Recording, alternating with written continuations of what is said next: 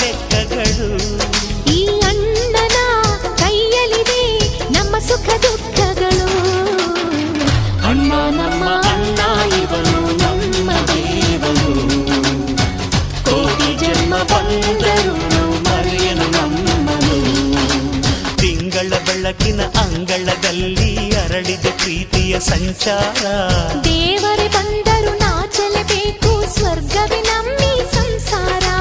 ನಮ್ಮೊಳಗೆ ನಮ್ಮೆದೆಯೊಳಗೆ ನಮ್ಮೊಳಗೆ ನಮ್ಮೆದೆಯೊಳಗೆ ಆ ಸಾವಿರ ಕನಸು ಇದೆ.